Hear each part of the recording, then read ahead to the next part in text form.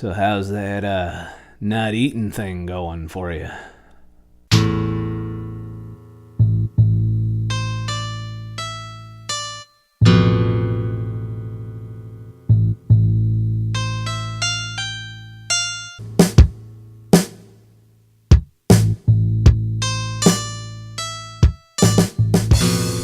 Alright, welcome to week 2 in my How to Lose Fucking Fat.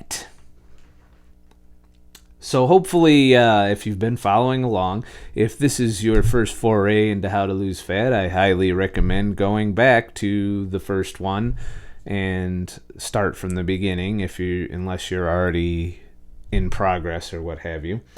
So just to recap, week 1, I said that, you should start out with a 16-hour fast, 8-hour eating window.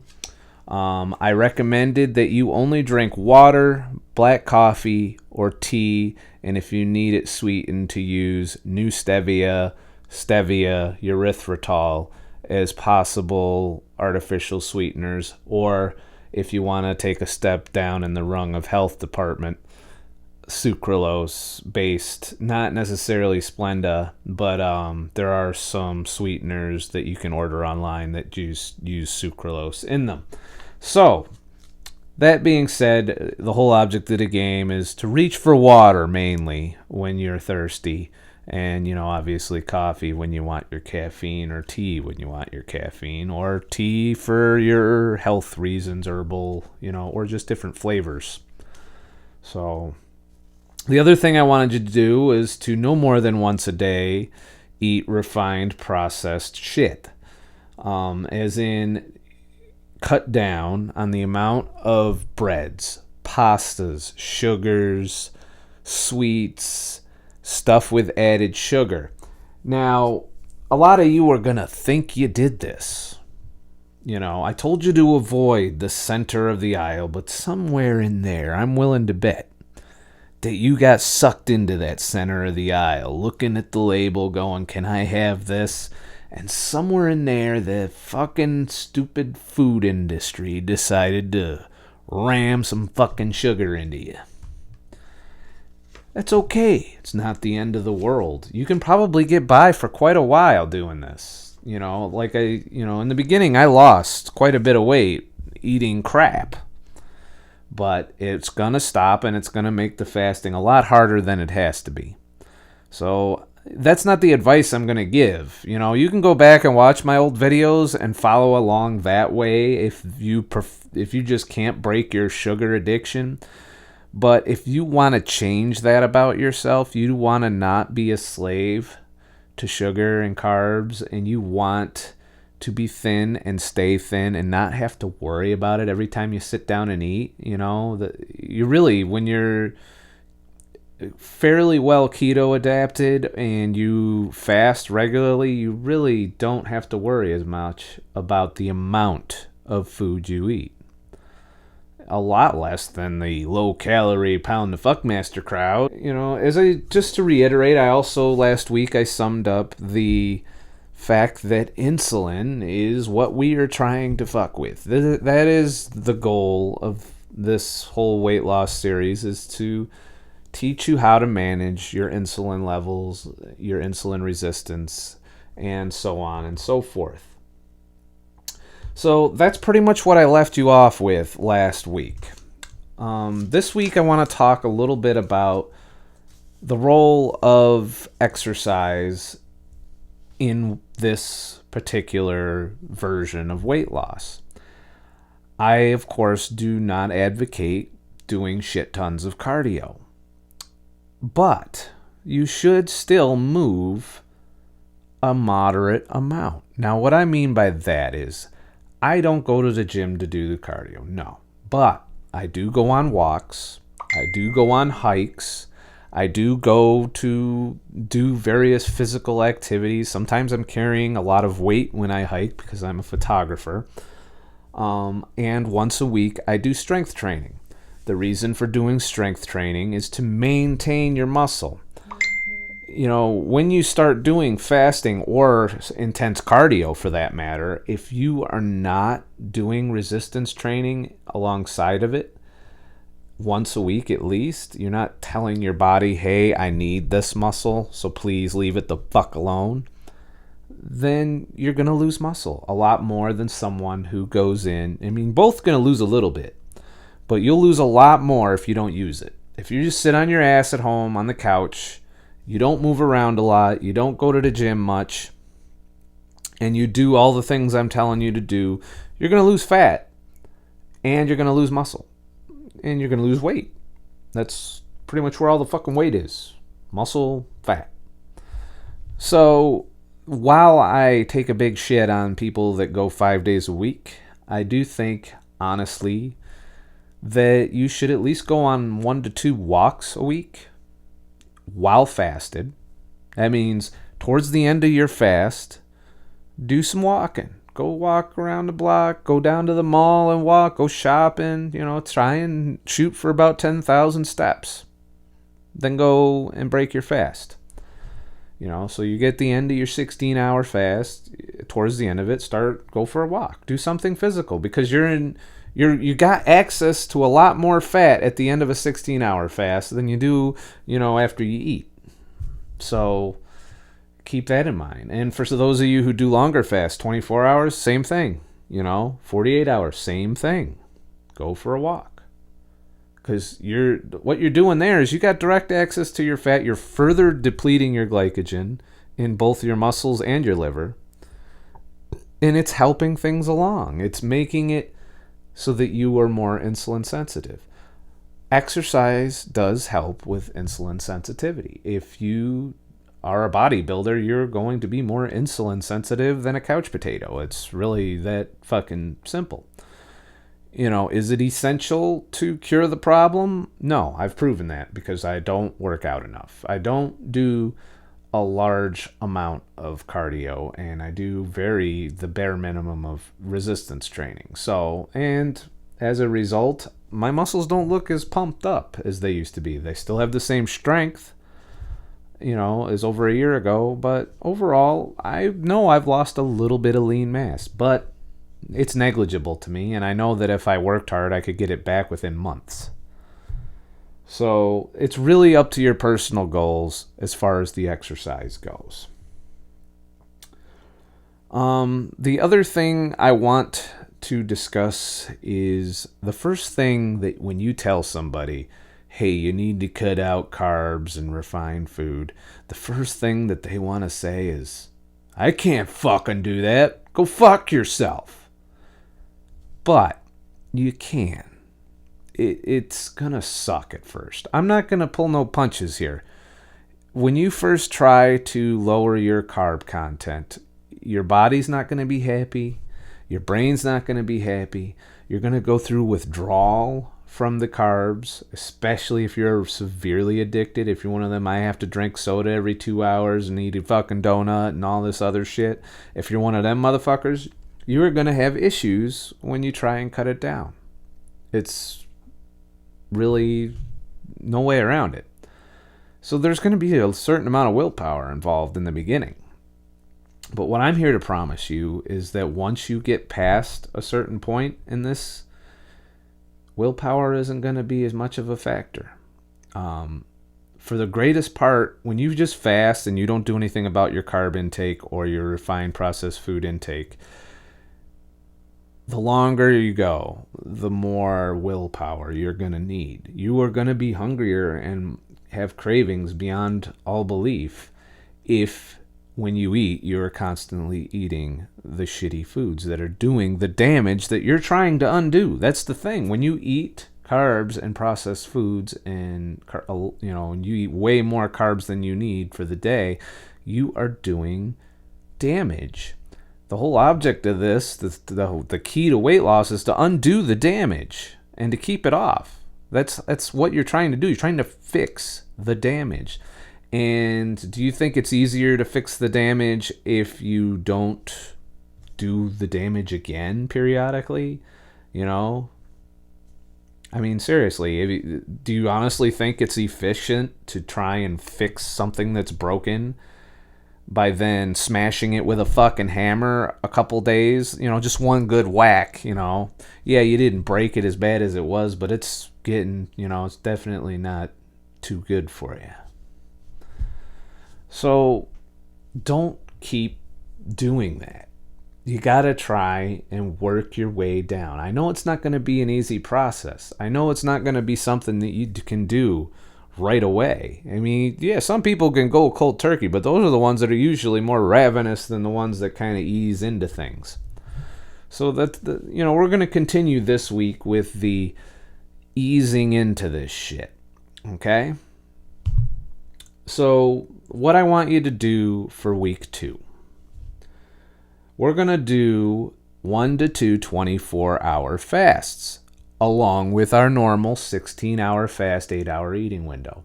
So what you should do is pick 2 days out of the week where you're busy, where you got a whole shit ton of shit to do and not a lot of time.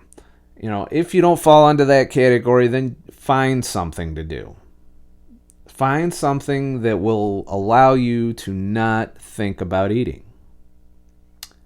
And then here's what you're going to do. You're going to finish your normal 16-hour fast, 8-hour eating window. Towards the end of your eating window, you're going to note the time of your last meal of the day, your dinner, or your before bed snack, however the hell you got it broke down.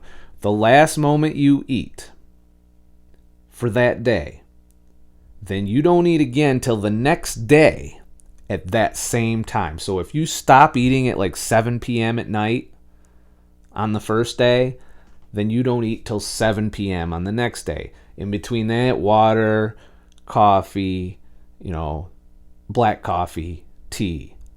No calories, artificial sweeteners within reason, but if you can avoid it, that's the best. And don't eat again till that next meal, the next day. And you do that twice a week. Not consecutively. Don't do it Tuesday, Wednesday. A lot of people do Tuesday, Thursday. Some people do Sunday, Tuesday, Sunday, Wednesday. Whatever fits into your schedule.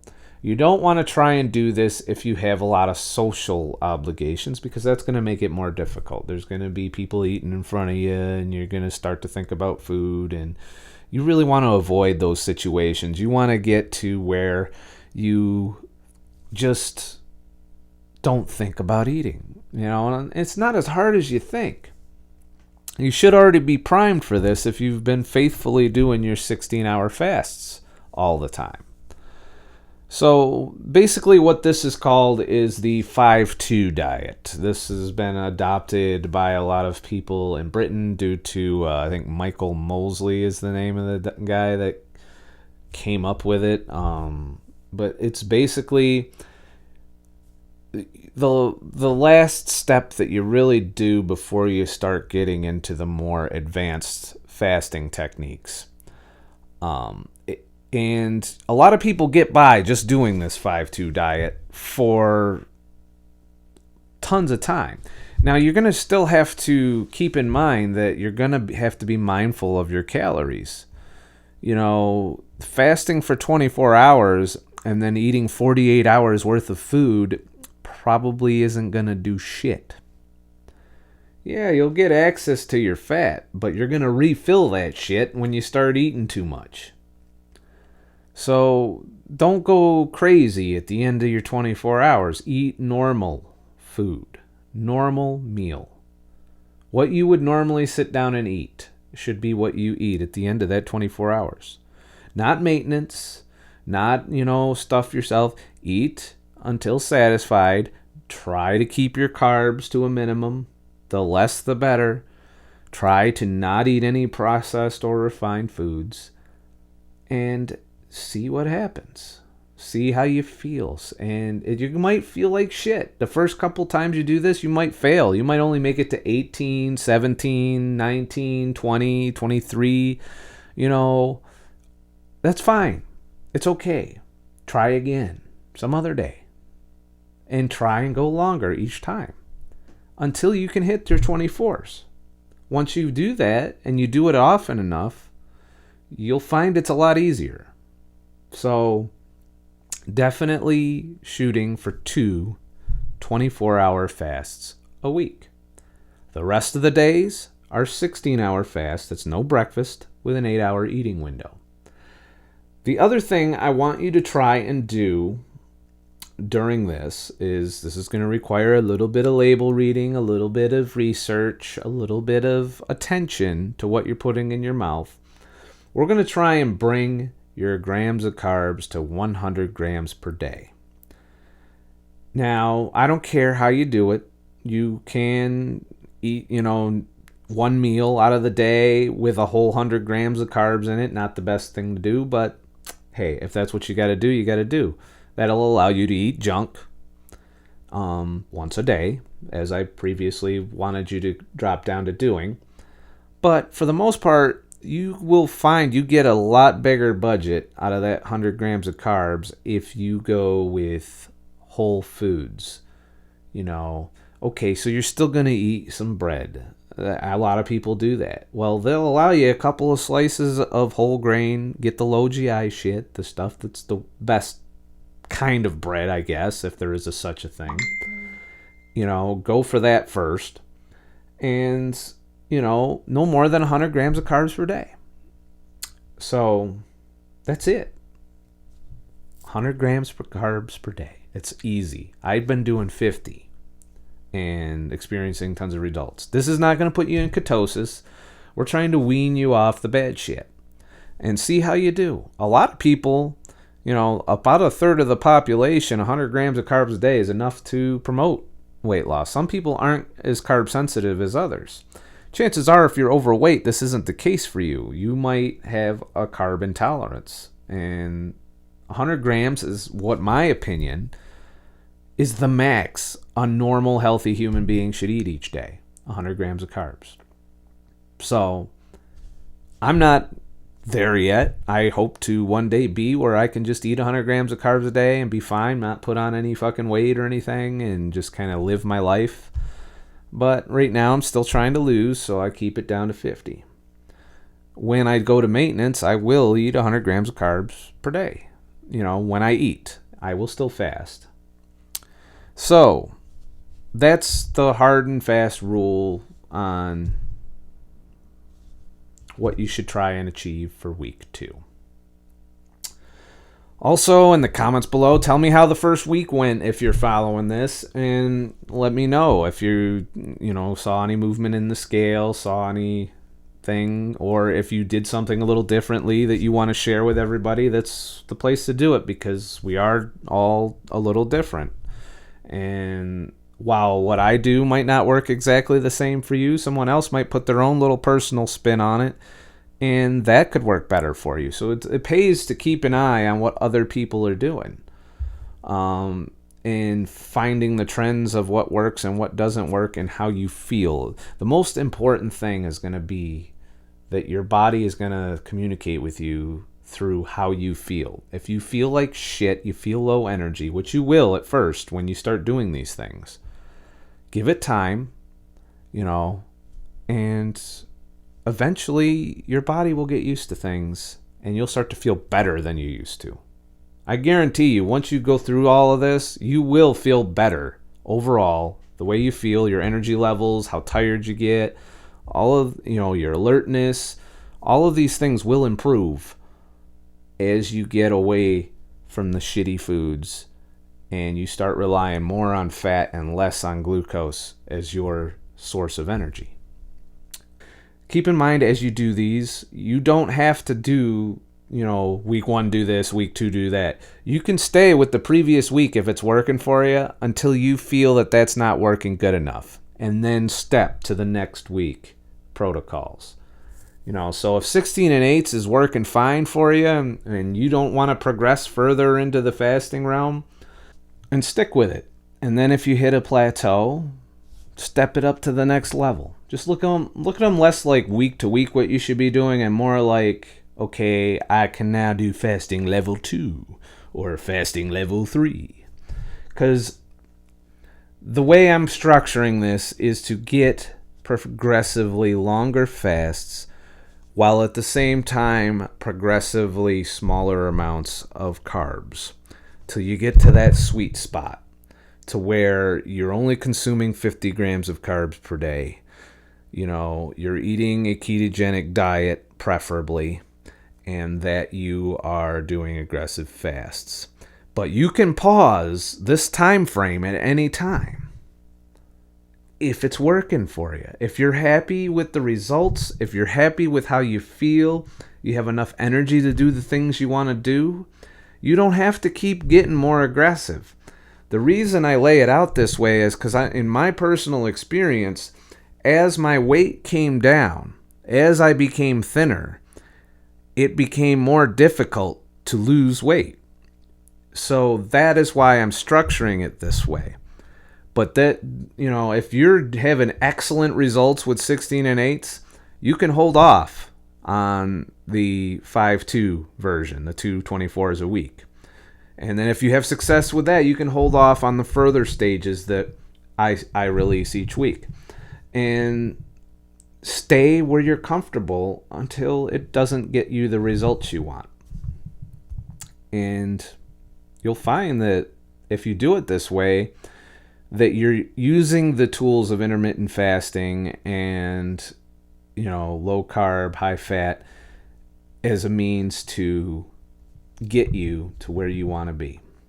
Now, one last thing I want to address in this video is that I'm going to come across is fat bad for you. Now, I said this last week that fat is good for you. Not all fat. Saturated animal fats are good. Fats found in nuts are good. Fats found in fish, omega-3, that's good. The ones that, olive oil, it's okay. Coconut oil, it's good. Butter, good. These are the things that I'm talking about. I mostly exclusively use either coconut oil or butter for cooking, for flavoring, for anything that I do that involves on the stove. It's either butter or coconut oil. And that's where I get a lot of fat from. All the rest of the fat I get from within meats, like bacon, 80% hamburger, dairy, cheese. Those are where I'm, nuts, get most of my fat from. These fats are good for you. There is science now that is being largely, it's growing, but it's overtaking the fact that the government really fucking screwed the pooch when it told us to eat low fat, high carb. The science is out there. Start looking into it. A good place to start would be good calories, bad calories. If you don't believe me and you think I'm a fucking grabber because I'm eating high fat, trust me. The person that's going to have the grabber is going to be the motherfucker eating refined processed carbs in way excessive amounts. And even the ones that are eating healthier carbs are going to be more likely to have a grabber than somebody that's on a ketogenic diet. And now, I haven't eliminated that because I still eat the fucked up shit. I just don't eat it as often, nearly as often. A couple times a month, or even if you do it once a week, you're still in a lot better shape than if you do it every day. It's like a sliding scale of risk. It's not an absolute, if you eat this one day, you're fucked. No. It depends on how often you're destroying your body. Now, you do damage every time you do it, and then you have to spend a certain amount of time undoing that damage. So, the bottom line is, please do not fear saturated fat or animal fat. If you're a vegan, all right, whatever. Go eat your peanuts, or whatever. But you still need fat. Your avocado, there you go. If you're not averse to animal products, I highly recommend grass-fed butter, or if you want to go the other route, go coconut oil or olive oil. Preferably coconut oil over those two. I understand olive oil is pretty fucking good, so do that. So basically, if you take anything home, is that fat is not why you're fat. It turns out you're fat because your body converts carbs into the bad fat. You know, what we went low fat on to get away from, to prevent heart disease, turns out just because you eat fat doesn't mean you accumulate fat. However, when you eat an abundance of carbs, which is what they replaced all the low fat with, sugar and carbs, you know, look at anything that says low fat on the label and you will find sugar in it. Even if they deceptively label it. Go out, there's things on the internet. You know, all the names for sugar. Go look it up on fucking Google and then bounce it off the ingredient list on something that says low fat on it. And you will find that it is laced with refined sugar. And even though it's marketed as healthy, you'll have the little fucking heart healthy jerk off fucking thing on the side of the box that makes you feel fucking good. Okay, I'm going to eat this box of cereal and it's going to make my heart fucking great. I'm going to have the best fucking heart. No, it's not what's going to happen. The box of cereal is the one that's making you a motherfucking heart attack waiting to happen. Even if you look fit, that's the fucked up part. You know, you go to the gym, you pound the fuckmaster, you eat your low calorie diet, but you're eating that shit. You're still putting yourself at a health risk for insulin resistance, metabolic syndrome, you know, all of the markers that cause diabetes, heart attacks, cancer, all of these things. The more you abuse your body with this shit, the more of a chance that you have to fuck yourself up.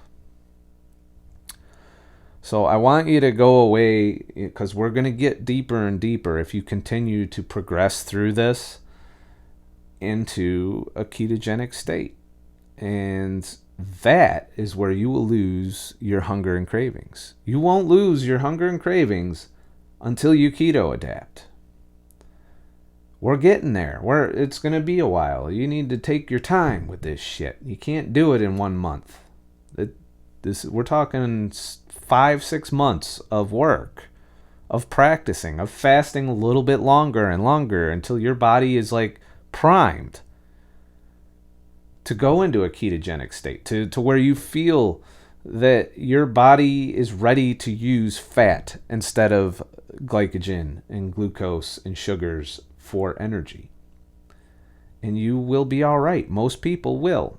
Not everybody. There are going to be the few people, but I'm telling you, for the majority of research I've seen, a lot of people this will help. And particularly those of us who suffer from metabolic syndrome, are overweight or obese or diabetic, you know, type 2, not type 1. Also, type 1 diabetics, this is definitely not the program for you. You're not producing enough insulin. So actually, you probably don't have a weight problem, so you're probably not even watching this shit. But that's, you know, and that should tell you something, that a type 1 diabetics, you know, they're pretty thin. And the reason for that is they're not producing insulin like they should. They have to inject it in order to get their blood sugar where it needs to be. So that's it for this week. But remember, I'm not a fucking expert. I'm just a fucking asshole. Have a nice fucking day.